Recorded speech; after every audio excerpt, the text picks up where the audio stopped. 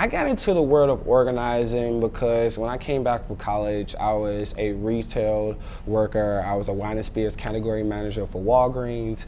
And I didn't like the way that I was being treated. Everything that I did in Walgreens was looked at negatively. I couldn't make any moves to go up in management. Everything that I got was more responsibility, less pay. I got tired of it. And I had a young lady named Anna from 515 agitate me on one of my lunch breaks. And she simply said to me, she said, "Are you tired of this?" I said, "Yes." She said, "So what are you going to do about it?" I was like, "Just take it." She was like, "You don't have to take that. You can speak up about how you feel and what you deserve on your job in a respectful manner." So I became an activist with Fight for 15, but I was still working as a Walgreens worker. And then I just got tired of it. I kept getting beat on.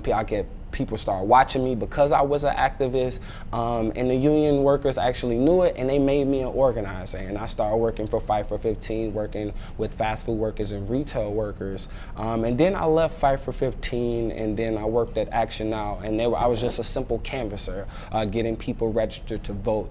And then I wanted this position over here at Chicago Votes really, really bad. Chicago Votes was like the talk of the town. They was registering a lot of people. And I wanted to be a part of the voter registration team.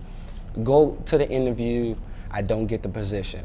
So I go back 2 weeks later, I register another 400 people to vote. I get a phone call from Chicago Votes the week later, like, "I want you to be a part of our voter registration team." I say, "Okay, come in, pass the interview, I'm a part of the team." By the time that summer was over, I registered over 1,300 young people myself that summer, and that was one of the most amazing feelings of my life, and I wouldn't trade that for anything. One thing that I want to accomplish while being here for our Black and brown communities is to inform them. That's the number one thing. A lot of the times we perish for the lack of knowledge, and we definitely need to know about the political process. We need to know about elected individuals that make decisions about our lives on a daily basis. We need to know what they think.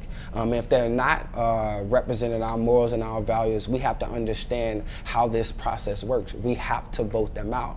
And if you don't vote, I can simply tell you that they're gonna make their lives better and make your lives worse. So take 15 minutes out of your time, register to vote, and then go in that polling place and express how you feel and get that person in office that represents your morals and your values. As you can see, we clearly don't have anyone that's representing our morals and our values right now because we don't even have a budget. Programs that affect our Black and brown communities are being cut on a daily. So when you sit at home and you don't do nothing, you have no room to complain if you're not participating. That's why we're trying to educate our Black and brown youth to let them know, turn that fire that you have against doing wrong and turn it to the right things, and I guarantee you'll get exactly what you deserve. So you have to participate in this process.